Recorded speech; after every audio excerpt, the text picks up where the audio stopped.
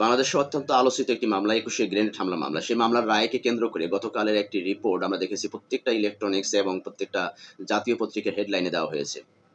হঠাৎ করে কেন ২১শে গ্রেনেড হামলা মামলার আবার রায় বা তার বিচারাধীন সামনে চলে আসলো? আমরা জানি যে গত ২৪শে গণঅভ্যুত্থানের মাধ্যমে সরকার যখন ৫ই আগস্টে পতন হয়, তার পরবর্তী সময় ডিসেম্বর আমরা দেখেছি এই ২১শে গ্রেনেড হামলা মামলার যারা প্রধান আসামি ছিল, বিশেষ করে তারেক রহমান এবং লুৎফুজ্জামান বাবর সহ আর অন্যান্য আসামি যারা ছিল, তাদেরকে বেকসুর খালাস দেওয়া হয়।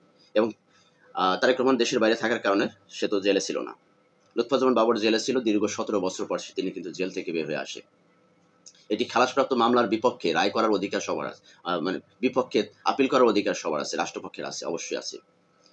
হাইকোর্ট ডিভিশন বলেন, সুপ্রিম কোর্ট ডিভিশন বলেন, যে পক্ষই রায় দেয় না কেন তার বিপক্ষে আপিল করার অধিকার প্রত্যেকটা নাগরিক, প্রত্যেকটা দল, প্রত্যেকটা মতের থাকতেই পারে, স্বাভাবিক। কিন্তু যখন তাদেরকে বেকসুর খালাস দেওয়া হলো, তখন রাষ্ট্রপক্ষের পক্ষ থেকে কখনোই তা এই রায়ের বিপক্ষে আপিল করলো না। দীর্ঘ কয়েক মাস পরে আমরা দেখলাম যে সেই রায়ের বিপক্ষে সরকার পক্ষ আপিল করছে, এবং সেই রায়ের যে শুনানি, সেই আপিলের যে শুনানি দীর্ঘ সময় আমরা দেখতেছি লেন্দি প্রসেসিং এ চলতেছে।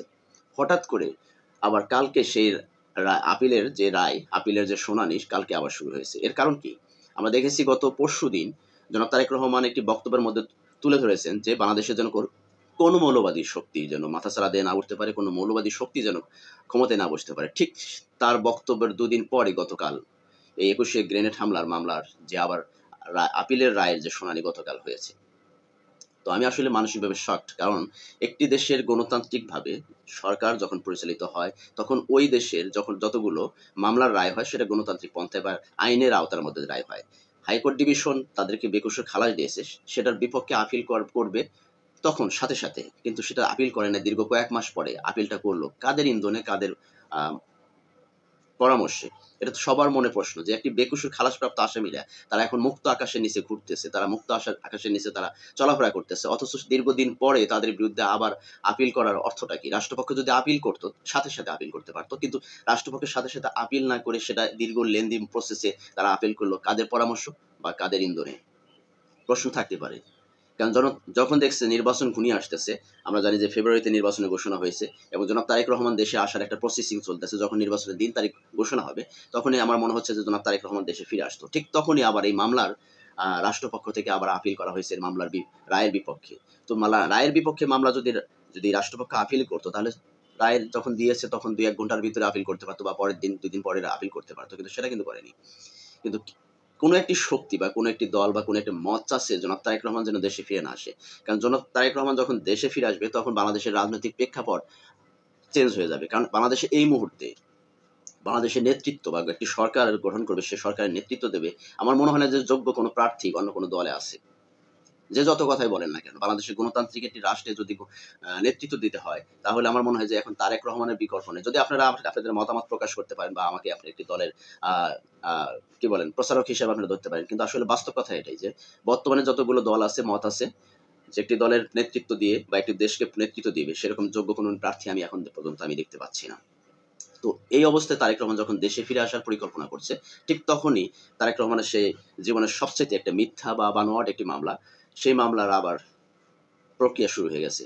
কারণ বিগত সরকারের যে এই সরকার আমলে যে রায়টা দিয়েছিল, সেখানে যুক্তি তুলে দেওয়া হয়েছিল যে তারেক রহমান এবং লুৎফুজ্জামান বাবরকে এই মামলায় শুধুমাত্র আসামি করা হয়েছে একটি রাজনৈতিক প্রতিহিংসার কারণে। কারণ তাদের তাদের কোনোভাবে ২১শে গ্রেনেড হামলার সাথে তাদের কোনোভাবেই সংযোগ তারা পায়নি বর্তমান সরকার। তারপরে তাদেরকে খালাস দেওয়া হয়েছে। কিন্তু সেই রায়ের বিপক্ষে আবার আপিল করার অর্থটা কি? এটা যে কোনো না কোনো দলের বা কোনো না কোনো মতের অবশ্যই ইন্ধনে কাজটি হচ্ছে, যে কোনোভাবে যেন তারেক রহমান দেশে ফিরে না আসে, কোনোভাবে যেন নির্বাচনে অংশগ্রহণ করতে না পারে, কোনোভাবে যেন এই দলটাকে আবার নেতৃত্ব না দিতে পারে, সরকার গঠন না করতে পারে। এটা তাদের একটা অপচেষ্টা হতে পারে। কারণ আমরা জানি গত ১৭টা বছর বাংলাদেশের একটা বৃহত্তর গণতান্ত্রিক দল ১৭ বছর দেশের বাইরে থেকে তিনি পরিচালনা করে আসছে। বাংলাদেশের এই গত ১৭ বছর যে স্বৈরশাসক হিসেবে তাদেরকে চেনে, তাদের বিরুদ্ধে। তো সেই লোক যখন বাংলাদেশে প্রবেশ করবে, তখন বাংলাদেশের রাজনৈতিক প্রেক্ষাপট যে চেঞ্জ হয়ে যাবে, বাংলাদেশের জনগণের মুভমেন্ট যে চেঞ্জ হয়ে যাবে, এটা প্রত্যেকটা দল, প্রত্যেকটা মতই বোঝে। যে জনাব তারেক রহমান যখন বাংলাদেশে ইন করবে, এদেশের সাধারণ জনগণের ভিতরে একটা অন্যরকম একটা রাজনৈতিক ভাবে তাদের মুভমেন্ট চেঞ্জ হয়ে যাবে। আর যখন মুভমেন্ট চেঞ্জ হবে, তখন অন্য কোনো দলের কোনো, আমার মনে হয় না যে কোনো থাকবে, পাত্তা থাকবে। তাই যে কোনো উপায় হোক তারেক রহমানকে দেশে আসার বিপক্ষে কাজ করতে এবং তারেক রহমানকে দেশে আশা ঠেকাইতে হবে। এটা হচ্ছে তাদের মূল উদ্দেশ্য, যে নির্বাচন যেটাই হোক না কেন, নির্বাচন যখনই হোক না কেন, যেন তারেক রহমান যেন দেশে ফিরে না আসতে পারে। যার কারণে তার পিছনে মামলা হামলা যে কোনো কোনো না কোনো কিছু করে তাকে এই দেশে ফেরানোর পথকে বন্ধ করে দেবে, নষ্ট করে দেবে। এটাই তাদের মূল উদ্দেশ্য। আমি মনে করি এটা। আপনাদের গণতান্ত্রিক মতামত আপনারা প্রকাশ করতে পারেন।